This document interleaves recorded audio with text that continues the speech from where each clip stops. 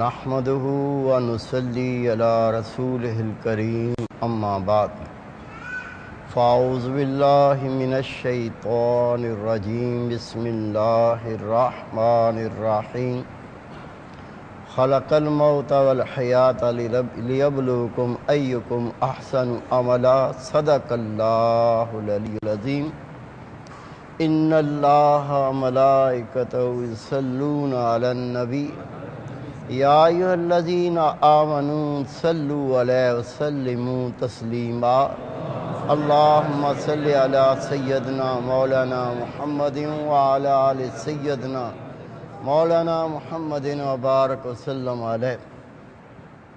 میرے عزیز دوستو، واجہ احترام بزرگو، انتہائی پیارے بیٹو، میری پیاری ماں، بہنوں، بیٹیوں، عاجز ناچیز پر تقصیر گناہگار بندے نے آپ کے سامنے اللہ تعالیٰ کے پاک کلام میں سے ایک آیہ کریمہ پڑھنے کا شرف حاصل کیا۔ رب العزت سے دعا ہے وہ پاک ذات عاجز کو صحیح مفہوم بیان کرنے کی، آپ سب کو سننے کی، ہم سب کو اس پر عمل کرنے کی توفیق عطا فرمائے۔ حدیث پاک میں آتا ہے، رب کے محبوب فرماتے ہیں موسیٰ علیہ السلام نے ایک چھپکلی کو دیکھا اور دیکھ کے فرمایا، شکل مکروہ دیکھی، دیکھ کے فرمایا یا اللہ اسے تو نے کیوں پیدا کیا؟ اللہ کی طرف سے وحی نازل ہوئی، اے موسیٰ تھوڑی دیر پہلے مجھ سے چھپکلی پوچھ رہی تھی، یا اللہ تو نے موسیٰ کو کیوں پیدا کیا؟ اللہ کا پاک کلام پڑھے، رب پاک اپنے پاک کلام میں فرماتا ہے خلق الموت والحیات لیبلوکم ایکم احسن عملا۔ اللہ کا پاک کلام نے، رب نے تخلیق کیا موت اور زندگی کو تاکہ دیکھے تم میں کون ہے جو اچھے عمل کر کے واپس لوٹتا ہے۔ اگر چھپکلی کسی مقصد کے بغیر پیدا نہیں ہوئی تو یہ اللہ کا بندہ بغیر مقصد کے پیدا نہیں ہوا، یہ زندگی بغیر مقصد کے عطا نہیں کی گئی، موت آئے گی بغیر مقصد کے موت نہیں آئے گی۔ اللہ کا پاک کلام ہے، اللہ تعالیٰ نے موت اور زندگی کو پیدا کیا تاکہ دیکھے تم میں کون ہے جو اچھے عمل کر کے لوٹتا ہے۔ میرے پیارے بھائی، میرے بیٹے، میری پیاری بہن، میری بیٹی، حدیث پاک میں آتا ہے رسول پاک نے فرمایا اللہ تعالیٰ نے موت کو تخلیق کیا اور 1000 پردوں میں چھپا دیا گیا۔ پھر آدم علیہ السلام پیدا ہوئے، اللہ تعالیٰ نے اپنے فرشتوں کو بلا کے فرمایا اے موت پردوں کو ہٹا اور ظاہر ہو۔ موت نے یہ 1000 پردے جس میں اللہ تعالیٰ نے چھپایا تھا، ان پردوں کو چاک کر کے جب باہر آئی، اللہ کے فرشتوں نے صرف موت کو دیکھا، ایک چیخ ماری، بے ہوش ہو کے گر گئے۔ 1 سال نہیں، 1 ماہ نہیں، 1000 سال تک اللہ کے فرشتے صرف موت کو دیکھ کے بے ہوش ہو گئے۔ جب ہوش آیا اللہ کے سامنے سجدہ ریز ہوئے، اللہ تعالیٰ کے سامنے سجدہ ریز ہو کے عرض کرتے ہیں اے باری تعالیٰ کیا تو نے موت سے بڑی چیز بھی تخلیق کی ہے؟ اللہ تعالیٰ نے جواب دیا اللہ موت سے بہت بڑا ہے، اللہ تعالیٰ موت سے بہت بڑا ہے۔ رب نے فرمایا میں موت سے بہت بڑا ہوں۔ اس کے بارے میں حدیث پاک میں آتا ہے اللہ تعالیٰ نے اسرائیل علیہ السلام کو فرمایا اسرائیل موت کو اپنے قابو میں کر لے۔ اللہ کا فرشتہ جواب دیتا یا اللہ جسے تو نے زمین و آسمان سے زیادہ طاقت دی اسے میں کس طرح قبضہ کر لوں؟ اللہ تعالیٰ نے فرمایا اے اسرائیل میں تمہیں اتنی طاقت دوں گا کہ تو اس کو اپنے قبضے میں کر سکے گا۔ اللہ تعالیٰ نے اسرائیل علیہ السلام کو پھر اتنی طاقت دی کہ اس اللہ کے فرشتے نے موت کو قبضے میں کیا۔ اور اسے 1000 زنجیروں میں باندھ دیا۔ حدیث پاک میں آتا ہے ایک ایک زنجیر 1000 سال کی مسافت سے لمبی اسے قید کر دیا گیا۔ موت اللہ سے فریاد کرتی ہے، باری تعالیٰ اس سے پہلے کہ مجھے مقید کیا جائے، مجھ پر اس فرشتے کو مسلط کیا جائے، مجھے اجازت دے کہ میں زمین و آسمان میں اپنا اعلان کروں۔ رب نے فرمایا تجھے آزاد کرتا ہوں، موت اپنا اعلان کر۔ نبی پاک فرماتے ہیں موت نے اعلان کیا میں وہ موت ہوں جو ماں کو بیٹی سے جدا کر دوں گی، میں وہ موت ہوں جو باپ کو بیٹوں سے جدا کر دوں گی، میں وہ موت ہوں جو محبوب اور محب کو جدا کر دوں گی، میں وہ موت ہوں جو دنیا کو، محلوں کو، گلیوں کو برباد کر دوں گی، میں وہ موت ہوں آبادیاں برباد کروں گی، قبرستان کو آباد کر دوں گی، میں وہ موت ہوں جب آؤں گی مجھے کوئی روک نہ سکے گا۔ زمین و آسمان میں اس موت نے اعلان کیا۔ اللہ کے نبی یہی سنا کے گئے، لوگوں موت آئے گی، اس زندگی کی تیاری کرو جس میں اللہ کو حساب و کتاب دینا ہے۔ اللہ کے سارے ولی یہ اعلان کر کے چلے گئے، لوگوں اس موت کی تیاری کرو جس کے بعد اللہ کے سامنے پیش ہونا ہے۔ وہ لوگ عقل مند جو اپنی موت کو یاد رکھتے ہیں، اللہ کے سامنے پیش ہونے کی تیاری کرتے ہیں۔ امی جان بی بی عائشہ صدیقہ رضی اللہ تعالیٰ عنہ اللہ کے محبوب سے عرض کرتی ہیں، آپ نے عرض کی یا کیا کوئی شخص زخم نہ کھائے، جنگ میں شریک نہ ہو، زخمی نہ ہو، اس کے بغیر بھی شہداء کا رتبہ پا سکتا ہے؟ میرے پیارے محبوب پاک نے حضرت بی بی عائشہ صدیقہ رضی اللہ عنہا سے فرمایا، عائشہ جو اللہ کا مومن بندہ یا مومن بندی روزانہ 20 بار موت کو یاد کرے گا، اللہ اسے شہداء کا رتبہ عطا فرمائے گا۔ کس طرح یاد کرنا ہے؟ جب موت آئے گی رگیں چیر دی جائیں گی، جب موت آئے گی گردنیں ٹوٹ جائیں گی، جب موت آئے گی بندے کی نس نس پھٹ جائے گی، جب موت آئے گی خون جل کے کالا ہو جائے گا۔ اس مرنے والے کا جسم کاٹو ایک قطرہ خون نہیں نکلتا۔ جب یہ موت آئے گی اس زندگی طرف دھکیل دے گی جہاں بندے کو حساب و کتاب دینا ہے، ذرہ ذرہ نیکی بدی کا حساب و کتاب دینا ہے۔ وہ زندگی شروع ہو جائے گی جس میں اللہ کے سامنے کھڑے ہونا ہے، موت کو اس طرح یاد کرنا ہے۔ وہ اعمال نہ ہوں جو اللہ اس کے رسول کو ناراض کرتے ہیں، اعمال وہ کرنے ہیں جس سے اللہ اس کا محبوب خوش ہوتا ہے اور آخرت کی زندگی سنورتی ہے۔ اسے کہتے ہیں موت کو یاد کرنا۔ حضرت سلیمان علیہ السلام اللہ تعالیٰ کا پیارا نبی، آپ کے حواری سامنے بیٹھے ہوئے ہیں، آپ نے دیکھا انہی لوگوں کے اندر حضرت اسرائیل علیہ السلام بھی تشریف فرما ہیں، لیکن دیکھا یہ اللہ کا فرشتہ پریشان ہے۔ آپ حیران ہوئے، اسرائیل کو تو دیکھ کے لوگ پریشان ہوتے ہیں، آج کیا بات ہے کہ اسرائیل علیہ السلام خود پریشان ہیں؟ آپ کا سوچنا تھا۔ آپ کے حواریوں میں ایک شخص قریب آیا، عرض کرتے اے سلیمان علیہ السلام میرے پیارے نبی، دل گھبرا رہا ہے، دل پریشان ہے۔ فرمایا کیوں؟ کہا اس مجلس میں ایک شخص نے مجھے گھور کے دیکھا، دل پریشان ہو گیا۔ ہوا آپ کے قبضے میں، آپ کا حکم مانتی ہے، اگر آپ ہوا کو حکم دیں میں چاہتا ہوں کوکاف چلا جاؤں۔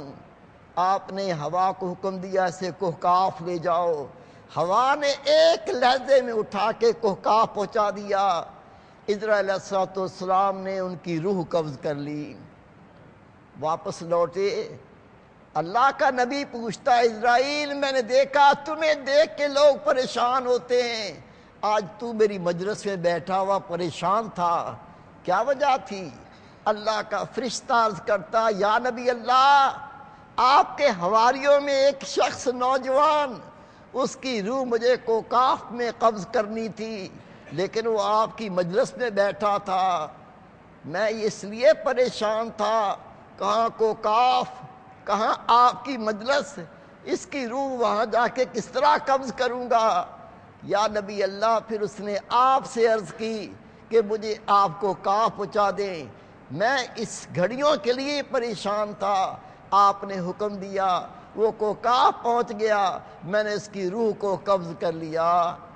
رسول پاک صلی اللہ علیہ وسلم فرماتے لوگوں شام ہو تو دن کا انتظار نہ کرو، دن چڑھے گا پھر میں توبہ کر لوں گا، دن چڑھے گا میں اللہ کی باتیں ماننا شروع کر دوں گا، دن چڑھے گا میں صبح سے داڑھی رکھ لوں گا، دن چڑھے گا میں اللہ کی اطاعت شروع کر دوں گا۔ میرے آقا فرماتے شام ہو تو دن کا انتظار نہ کرو، اگر دن ہو تو شام کا انتظار نہ کرو، کل سے میں نمازی بن جاؤں گا، کل سے میں اب رشوت نہیں لوں گا، کل سے میں اللہ کے بندے کو پریشان نہیں کروں گا، کل سے میں چغلی غیبت نہیں کروں گا۔ نہیں میرے بھائی، رسول پاک نے فرمایا شام ہو تو دن کا انتظار نہ کرو، دن ہو تو شام کا انتظار نہ کرو۔ پھر میرے آقا رسول پاک صلی اللہ علیہ وسلم فرماتے ہیں اگر تم صحت مند ہو تو بیماری کا انتظام کرو، کل میں بیمار ہو جاؤں گا نماز نہیں پڑھ سکوں گا، آج صحت ہے تو نماز پڑھ لے، کل بیمار ہو جاؤں گا اللہ کی راہ پہ سفر نہیں کر سکوں گا، آج صحت ہے اللہ کی راہ میں سفر کر لے، آج اگر بولنے کی طاقت ہے تو قرآن پاک کی تلاوت کر لے، کل بیمار ہو کے زبان بند ہو جائے گی تلاوت نہیں ہو سکے گی۔ رسول پاک نے فرمایا صحت مند ہے تو بیماری کا انتظار نہ کر، اس کا انتظام کر لے۔ میرے پیارے رسول پاک نے فرمایا لوگوں زندگی میں موت کی تیاری کر لو۔ میرے بھائی میرے بیٹے عقل مند وہ ہیں جو اپنے وقت کو ضائع نہیں کرتے۔ رسول پاک صلی اللہ علیہ وسلم کا فرمان ہے، میرے آقا نے فرمایا اللہ سے موت نہ مانگو، اللہ تعالیٰ سے موت نہ مانگو، موت مانگنے کی اجازت نہیں دی گئی۔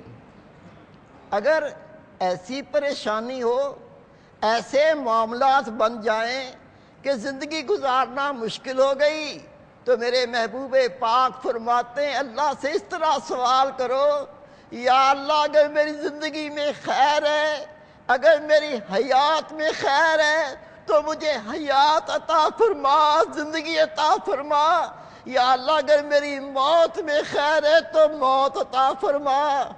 اب اللہ کی ذات جانتی ہے اس بندے کا دنیا میں رہنا خیر والا ہے یا دنیا سے چلے جانا خیر والا ہے۔ اللہ تعالیٰ اس دعا کو مستجاب فرمائے تو خیر عطا ہو جائے۔ موت کیوں نہیں مانگنی میرے بیٹے میرے پیارے بھائی؟ موت اس لیے نہیں مانگنی اگر یہ نیکوکار ہے، اللہ کی اطاعت کرنے والا ہے، رب کی نماز پڑھنے والا ہے، اللہ کی راہ میں صدقہ خیرات کرنے والا ہے، اگر اس کی اور زندگی ہوگی اور نمازیں پڑھ لے گا اور قرآن پاک کی تلاوت کر لے گا اور اللہ کا ذکر کر لے گا اور اللہ کے نام پہ صدقہ خیرات کر لے گا، یہ زندگی نیکیاں اکٹھی کرنے کا ذریعہ بن جائے گی۔ اگر یہ گناہ گار ہے، اگر یہ پاپی ہے، اللہ کا نافرمان ہے، ہو سکتا ہے اللہ اس کو اپنا خوف عطا کر دے، یہ اللہ سے گناہ سے توبہ کر لے، ہو سکتا ہے اللہ اس کو موت کی یاد دلا کر اپنی اطاعت کی طرف بلا لے، اللہ تعالیٰ اس کو گناہوں سے دور کر دے، اس کی موت کا خوف، اس کو اللہ کی راہ پر چلنے کی توفیق عطا فرما دے، یہ زندگی خیر والی بن سکتی ہے۔ نبی پاک نے فرمایا، اے میرے پیارے اصحابہ، جتنا انسان کو موت کا علم ہے، اگر اتنا علم کسی جانور کو ہو جائے، تمہیں کوئی جانور گوشت والا نہ ملے، تمہیں گوشت والا جانور نہ ملے، وہ سوکھے کانٹا ہو جائیں۔ ہمیں سب پتہ ہے، ابو جان کو مرتے دیکھا، دادا جان کو مرتے دیکھا، قبروں میں جا کے فاتحہ پڑھی ہے، پڑھتے ہوئے لوگوں کو دیکھا، لیکن زندگی میں تبدیلی نہ آئی۔ میرے بیٹے، میرے پیارے بھائی، رسول پاک فرماتے ہیں، حضرت موسیٰ علیہ السلام گھر سے تبلیغ کے لیے نکلے، سامنے دیکھا ایک اونٹ اپنے مالک کے پیچھے بھاگا آ رہا ہے، مستی کر رہا ہے، اس کو کاٹنا چاہتا ہے۔ اس حواری نے اللہ کے نبی کو دیکھ کے فرمایا، یا نبی اللہ، یہ اونٹ مستی میں ہے، نقصان دے دے گا، بھاگ لیجئے۔ آپ نے فرمایا، میں خدا کا نبی ہوں، مجھے اس سے بات کرنے دو۔ خدا کا نبی قریب گیا، وہ اونٹ کھڑا ہو گیا، آپ نے کان پکڑ کے کان میں کہا، تجھے مرنا ہے۔ اونٹ وہیں کھڑا ہو گیا۔ آپ چلے گئے، کچھ دن تک آپ اللہ کی تبلیغ کرتے کرتے، خدا کی باتیں پہنچاتے سفر میں تھے، واپس لوٹے، وہی جگہ تھی، وہی مقام تھا۔ اس مالک سے پوچھا، تیرے اونٹ کا کیا حال ہے؟ وہ کہتا، یا نبی اللہ، پتہ نہیں اس کو آپ نے کیا پڑھ کے دم کیا ہے، آپ پڑھ کے دم کر کے چلے گئے، وہ اونٹ وہی کھڑا ہے، اللہ کی قسم کچھ کھاتا نہیں ہے، پانی پیتا نہیں ہے، چرتا نہیں ہے، کھڑا کھڑا سوکھ کے کانٹا ہو گیا۔ پتہ نہیں آپ نے اس کے کان میں کیا پڑھ کے دم کیا۔